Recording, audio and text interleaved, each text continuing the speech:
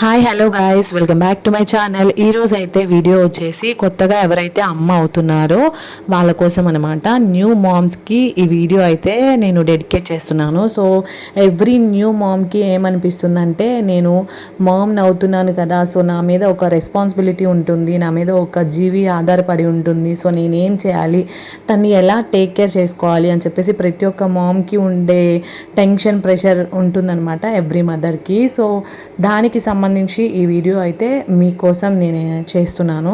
ఏ మాత్రం లేట్ చేయకుండా వీడియోలోకి వెళ్ళిపోదాం. ఫస్ట్ అయితే కొన్ని పాయింట్స్ మీద నేను మాట్లాడతాను. అండ్ ఈ వీడియో వచ్చేసి పార్ట్ 1 పార్ట్ 2గా నేను డివైడ్ చేద్దాం అనుకుంటున్నాను. బికాజ్ అన్నీ ఒకే వీడియోలో అయితే చాలా లాంగ్ అయిపోతుంది వీడియో వచ్చేసి. సో దానికోసం అని చెప్పేసి నేనైతే పార్ట్ 1 ఒకటి, పార్ట్ 2 ఒకటి చేస్తున్నాను అనమాట. ఫస్ట్ బేబీ బార్న్ అవ్వగానే మనం ఏం చేయాలి అంటే విటమిన్ డి డ్రాప్స్ అనేవి ఇవ్వాలి. డైలీ విటమిన్ డి డ్రాప్స్ అన్నవి ఇవ్వాల్సిందే డెఫినెట్లీ. అది ఎంత క్వాంటిటీలో ఇవ్వాలి మీ బేబీకి అన్నది మీరు డాక్టర్ ప్రిస్క్రిప్షన్ మీద ఇవ్వాల్సి ఉంటుందన్నమాట. సో వాళ్ళని కాంటాక్ట్ అయ్యి డాక్టర్ ఏ విధంగా అయితే చెప్తారో దాన్ని బట్టి మీరు డ్రాప్స్ అన్నవి వేయాలి. బికాజ్ విటమిన్ డి డెఫిషియన్సీ వల్ల చాలా ప్రాబ్లమ్స్ అనేవి ఉన్నాయి పిల్లలకి. అంటే బోన్ డెఫిషియన్సీ అవుతుంది, చాలా వీక్గా ఉంటారు, మజిల్స్ స్ట్రెంథనింగ్ అవ్వకుండా చాలా కొంచెం వంకరగా ఉండడం అలాంటివి ఉంటాయి అన్నమాట. సో విటమిన్ డి డెఫిషియన్సీ లేకుండా చూసుకోవాలి అంటే ఎవ్రీడే మనం డ్రాప్స్ అన్నది ఖచ్చితంగా ఇవ్వాలి. Point number 1. సెకండ్ వచ్చేసి ఆంబ్లికల్ కార్డ్ గురించి కూడా మనం చాలా టేక్ కేర్గా ఉండాలి. బికాజ్ ఇది స్టమక్ నుంచి బొడ్డు తాడు ఉంటుంది కదా, బొడ్డు తాడు కాబట్టి కొద్దిగా దాని నుంచి బ్లడ్ వస్తూ ఉంటుంది. సో మనం దీని విషయంలో కూడా చాలా టేక్ కేర్గా ఉండాలి.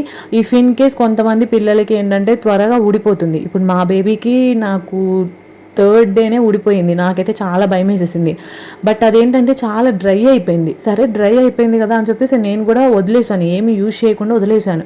కానీ కొన్ని రోజులు అయిన తర్వాత బ్లడ్ వస్తుంది. ఇదేంటి బ్లడ్ వస్తుంది, ఎండిపోయింది కదా ఇప్పుడు అనుకున్నాను. కానీ మనం స్నానం చేపిస్తూ ఉంటాం కాబట్టి అది తడుస్తూ ఉంటుంది కాబట్టి దాని నుంచి బ్లడ్ వచ్చింది. బ్లడ్ రాగానే నేను ఇంకా డాక్టర్ దగ్గరికి వెళ్తే ఆయన ఒక ఆయింట్మెంట్ ఇచ్చారు. నేను వీడియోలో చూపిస్తున్నాను కదా, ఈ ఆయింట్మెంట్ అయితే నేను యూజ్ చేశాను అనమాట. బెస్ట్ రిజల్ట్స్ అయితే ఉన్నాయి నాకు. మీరు కూడా కావాలంటే ఇదే యూజ్ చేయొచ్చు.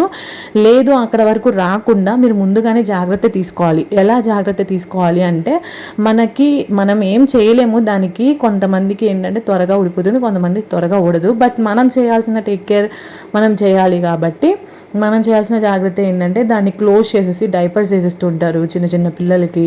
అలా చేయకుండా దాన్ని చాలా అంటే ఎయిర్ గాలికి తగిలేలాగే ఉంచాలి. మనం క్లోజ్ చేసేసి లేకపోతే దాని మీద ప్రెషర్ పెట్టడం కానీ అలాంటిది ఏం చేయకుండా మనం చేయాల్సిన జాగ్రత్త తీసుకుంటే సరిపోతుంది. అండ్ థర్డ్ పాయింట్ వచ్చేసి వ్యాక్సినేషన్ అండ్ టీకాకి వచ్చేసరికి మనకి కొన్ని డేస్లోనే మనం హాస్పిటల్లో ఉన్నప్పుడే బేబీకి టీకా అనేది వేస్తారు డెఫినెట్లీ. అండ్ టీకాతో పాటుగా వాళ్ళు ఒక వ్యాక్సినేషన్ అనేది వేస్తారనమాట. ఆ వ్యాక్సినేషన్ తర్వాత ఇంకొక 45 days ఆఫ్టర్ మనం ఇంకొక వ్యాక్సినేషన్ అనేది బేబీస్కి చేయించాలి. అలా మంత్లీ 3 monthsకి ఒకసారి, తర్వాత 9 monthsకి అలా కొన్ని పీరియడ్స్లోని వాళ్ళు వ్యాక్సినేషన్ అనేది వేస్తూ ఉంటారు. సో మనం ఏంటంటే ఆశా వర్కర్స్ ఉన్నారు కదా, ఇప్పుడు ప్రజెంట్ ఆశా వర్కర్స్తో కానీ లేదంటే సచివాలయంలో కానీ లేదంటే మీకు తెలిసిన డాక్టర్స్ దగ్గర కానీ కన్సల్ట్ అయితే సరిపోతుంది. ఫస్ట్ అయితే మనకి న్యూ బార్న్ బేబీస్ గురించి మాట్లాడుతున్నాను కాబట్టి ఫస్ట్ బార్న్ అవ్వగానే వ్యాక్సినేషన్ అన్నది కన్ఫామ్గా వేయించాలి. అండ్ టీకా కూడా కన్ఫామ్గా వేయించాలి. బికాస్ ఆఫ్ ది రీజన్ మీకు తెలిసిందే కదా, యాక్చువల్గా రోగాలు అవి ఇవి వస్తున్న డిసీజెస్ చాలా, స్కిన్ డిసీజెస్ కానీ నార్మల్ డిసీజెస్ కానీ చాలా పెరిగిపోయాయి అన్నమాట, వైరసెస్. సో అవేమి రాకుండా ఉండాలంటే డెఫినెట్లీ వ్యాక్సినేషన్ అన్నది వేయించాలి, టీకా కూడా వేయించాలి. అండ్ 4th పాయింట్ వచ్చేసి ఐ కేర్.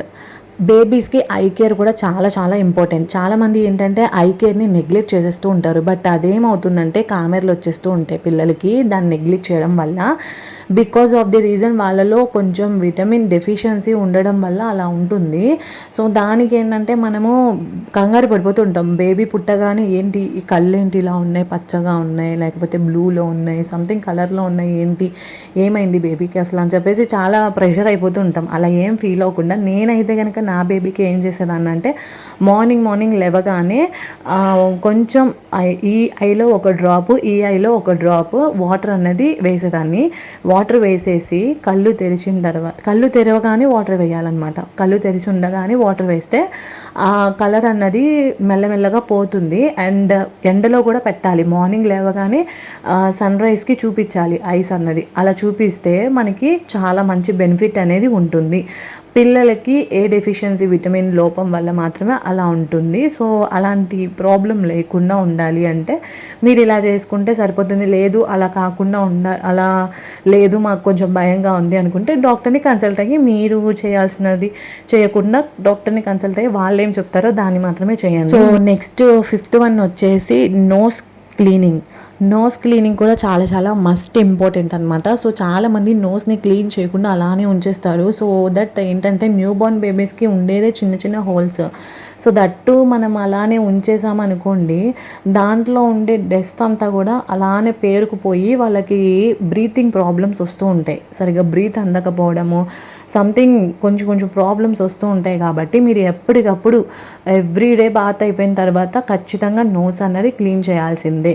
అయితే ఆ క్లీనింగ్లో కూడా ఎలా అంటే మీరు కొంతమంది మ్యూకస్ని వాడతారు, కొంతమంది సంథింగ్ మిషన్స్ని వాడతారు. అలా ఏమి యూజ్ చేయొద్దండి. బికాస్ చిన్న పిల్లలు కాబట్టి ఆ మిషన్స్కి అలవాటు అయిపోతారు. అండ్ దట్టు అది వాళ్ళకి హార్మ్ఫుల్గా అనిపిస్తూ ఉంటుంది. ఇప్పుడు కాకపోయినా ఫ్యూచర్లో చాలా ఇబ్బంది పడతాము. సో దాని గురించి నేనైతే అదైతే రికమెండ్ చేయను. మీరు డెఫినెట్లీ ఒక టిష్యూని కానీ లేదంటే ఒక క్లాత్ని కానీ యూజ్ చేయొచ్చు. ఆ రెండిట్లో ఏదైనా సరే నార్మల్గా ఇలాగా మెత్తగా ఉండేది చూసుకొని సన్నగా మీరు ఇలా తిప్పేసి మంచిగా నోస్ అంతా క్లీన్ చేసేసుకుంటే ఏంటంటే నోస్లో ఎటువంటి డస్ట్ ఉండదు. వాళ్ళకి బ్రీతింగ్ తీసుకోవడానికి అడ్డంగా ఉండకుండా వాళ్ళు మంచిగా బ్రీతింగ్ తీసుకుంటారు. బ్రీతింగ్ ఎంత తీసుకుంటారో వాళ్ళంతా హెల్దీగా ఉంటారు. కాబట్టి ఈ విషయంలో మాత్రం మీరు ఖచ్చితంగా take it. And point number 6 nail care అనమాట. నెయిల్ కేర్ కూడా చాలా ఇంపార్టెంట్. చాలామంది ఏంటంటే నెయిల్స్ని అలానే వదిలేస్తూ ఉంటారు. అవి చాలా పెద్దగా పెరిగిపోయి వాళ్ళు ఏం చేస్తారంటే చిన్న పిల్లలు కదా వాళ్ళకి ఏం తెలియదు కాబట్టి పెద్దగా ఉండేసరికి నెయిల్స్ నార్మల్గా ముక్కు మీద కానీ కళ్ళల్లో కానీ అలా గీరేసుకుంటూ ఉంటారు. అలా గీరేసుకున్నప్పుడు ఏంటంటే బ్లడ్ వస్తుంది. దానివల్ల నెయిల్స్లో ఉండే నెయిల్స్లో ఉండే పాయిజన్ వల్ల ఇన్ఫెక్షన్స్ అవుతూ ఉంటాయి. సో కొన్నిసార్లు కళ్ళల్లో కూడా గీరేసుకుంటూ ఉంటారు. వాళ్ళకేం తెలియదు కాబట్టి సో మీరు మాత్రం నెయిల్ కేర్ విషయంలో కూడా చాలా జాగ్రత్తగా ఉండాలి. చాలామంది ఏంటంటే క్లాత్స్ వేసేస్తూ ఉంటారు హ్యాండ్స్కి. That's okay fine. బట్ ఏంటంటే మనం స్నానం చేసినప్పుడు అయినా కానీ ఇబ్బందిగానే ఉంటుంది పిల్లలకి.